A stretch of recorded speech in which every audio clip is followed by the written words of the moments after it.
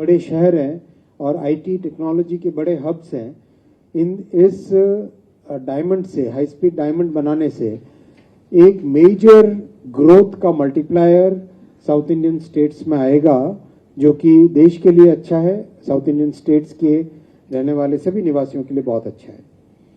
फिर अभी मुंबई से अहमदाबाद का कॉरिडोर बन रहा है, नेक्स्ट मुंबई से पुणे का कॉरिडोर बनेगा।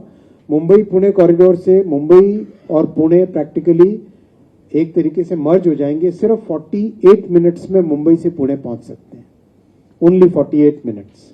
तो इससे मुंबई और पुणे प्रैक्टिकली मर्ज हो जाएंगे और आगे फिर पुणे से हैदराबाद 1 घंटे 55 मिनट में, 1 आवर 55 मिनट्स में, यानी अहमदाबाद, मुंबई, पुणे, हैदराबाद और आगे नीचे चेन्नई और बेंगलोर से कनेक्टिविटी। ये देश के लिए और यहाँ इन सभी राज्यों में रहने वाले निवासियों के लिए बहुत बड़ा वरदान साबित होगा। वैसे ही नॉर्थ इंडिया में दिल्ली से वाराणसी, उत्तर प्रदेश के कई शहरों को जोड़ने वाला ये कॉरिडोर, और दिल्ली से वाराणसी मात्र 3 घंटे 50 मिनट में ट्रैवल कर पाएंगे। और आगे वाराणसी से पटना होते हुए सिलीगुड़ी, वेस्ट बंगाल में सिलीगुड़ी है, वहां पर मात्र 2 घंटे 55 मिनट में वाराणसी से पटना होते हुए सिलीगुड़ी पहुंच पाएंगे। यानी दिल्ली से उत्तर प्रदेश, बिहार और वेस्ट बंगाल, इस पूरे बेल्ट में एक नया इकोनॉमिक कॉरिडोर बनेगा। हेल्थ केयर हो, एजुकेशन हो, किसी भी तरह के काम के लिए आना जाना हो, इकोनॉमिक एक्टिविटी बहुत मल्टीप्लाई होगी, बहुत बड़ा इससे बेनिफिट मिलेगा।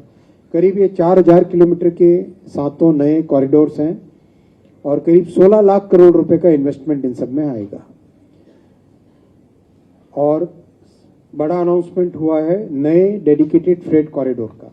हम सब जानते हैं वेस्टर्न फ्रेट कॉरिडोर और ईस्टर्न फ्रेट कॉरिडोर की बहुत सिग्निफिकेंट प्रोग्रेस है और उसमें ऑलरेडी सैचुरेशन लेवल पे पहुंच गए। 400 train per day in corridors में ऑलरेडी ट्रेवल कर रही है।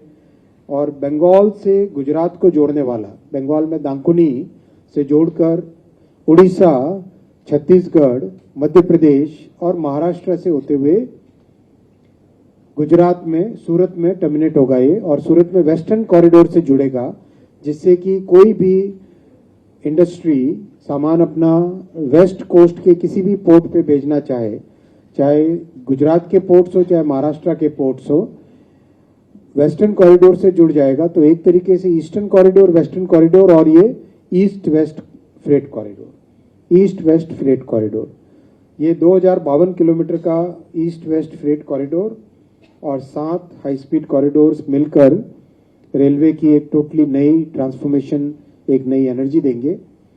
और देश में तेजी से Vande Bharat slippers, Vande Bharat chair cards, Amrit Bharat, नमो भारत, इन सब का मैन्युफैक्चरिंग तेजी से हो रहा है। वैगन्स का इंडक्शन रिकॉर्ड लेवल पे है और ट्रैक्स रिकॉर्ड लेवल पे बन रहे हैं। 35,000 किलोमीटर ट्रैक्स बन चुके हैं, 47,000 किलोमीटर्स इलेक्ट्रिफिकेशन हो चुका है इन 10 वर्षों में। इलेक्ट्रिफिकेशन 99.5% से ऊपर पहुंच चुका है। तो ओवरऑल देश में एनवायरमेंटल बेनिफिट को अगर देखें हम, तो railway 95% less polluting compared to highway होता है। इसीलिए ये बड़ा फोकस है माननीय प्रधानमंत्री जी का रेलवे के डेवलपमेंट पे। मैं इन तीनों पॉइंट्स पे, तीनों मिनिस्ट्रीज के बेसिक पॉइंट्स, फंडामेंटल पॉइंट्स आपके सामने रखे। आप कहना चाहेंगे?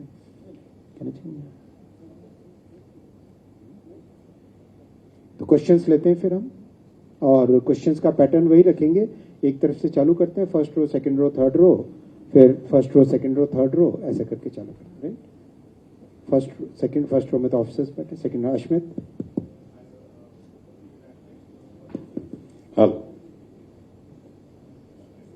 कोई बात नहीं, you are audible. So there's a big push that the government has sought to give as far as the data center capacity is concerned. Towards that end, tax holiday is something I'm sure the industry will welcome. What I want to ask is that there was also a reference made to nuclear power. You've talked about that in the past as well. If you could elaborate the tax benefit that has been given, customs duty waiver for inputs required for nuclear power.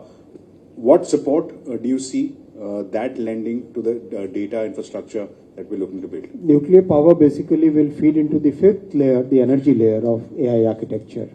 And it's very important that we have nuclear power, because nuclear power will provide the base load clean power which is required for long-term sustenance of the AI economy. And for that, today many reforms, many simplifications have been announced, and this will really help us bring that new energy which is required for the large number. We are expecting maybe even $200 billion of investment in data centers. Already, as I said, $90 billion is already announced, $70 billion is already getting into construction. So with this announcement and with the simultaneous announcement on nuclear power, this will be a very big journey which will create, and we are seeing a lot of interest from AI server manufacturers who would now like to manufacture AI servers in India. We are also seeing a lot of interest in doing the ATMP for the AI chips in India. And in future, we'll definitely be looking at having our own AI chips. So this way, all the 5 layers, the services layer, the model layer, the chip layer, the infra layer, and the energy layer. जदि आपंक आम भिडी भल लगा तेब आम channel को like share और subscribe करने को जमा भी भूलु नहीं।